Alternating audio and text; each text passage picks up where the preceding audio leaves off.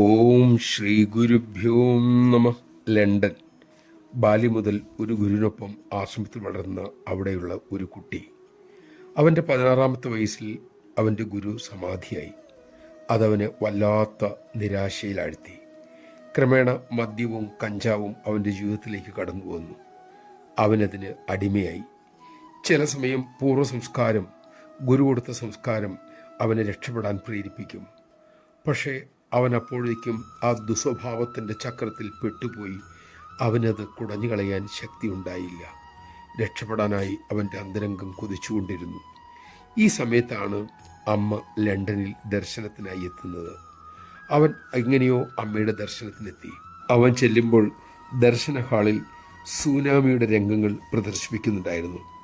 അമ്മയുടെ മക്കളുടെ സേവയും അവൻ കണ്ടു. അത് കണ്ടപ്പോൾ അവന് കുറ്റബോധമായി. താനിവിടെ ജീവിതം വെറുതെ പാഴാക്കുന്നു. പക്ഷേ അമ്മയുടെ മക്കൾ മറ്റുള്ളവരെ രക്ഷിക്കാനായി തത്രപ്പെടുന്നു. അപ്പോഴാണ് അമ്മയുടെ വീഡിയോ എടുക്കുന്ന ആളെ അവൻ ശ്രദ്ധിച്ചത്. തനിക്കും ഇത് ചെയ്യാൻ അറിയാമായിരുന്നല്ലോ എന്നവൻ ഓർത്തു. അവൻ അദ്ദേഹത്തെ പരിചയപ്പെട്ടു. അവന് വീഡിയോഗ്രാഫി അറിയാം എന്നറിഞ്ഞപ്പോൾ അദ്ദേഹം അമ്മയോട് തന്നെ സഹായിക്കാൻ അവനെ കൂടെ കൂട്ടിക്കോട്ടെ എന്ന് തിരക്കി. അമ്മ അവനെ നോക്കി പുഞ്ചിരിച്ചു. സമ്മതഭാവത്തിൽ തലയാട്ടി. അനുവാദം അവന് അമൃതമഴ പോലെ അനുഭവപ്പെട്ടു. അപ്പോൾ അമ്മ പറഞ്ഞു, താല്പര്യമുണ്ടെങ്കിൽ ആ മോൻ യൂറോപ്പിലെ പരിപാടി കഴിയുമ്പോൾ അമ്മയോടൊപ്പം ഭാരതത്തിലേക്ക് പോന്നോട്ടെ. നമഃശിവായ.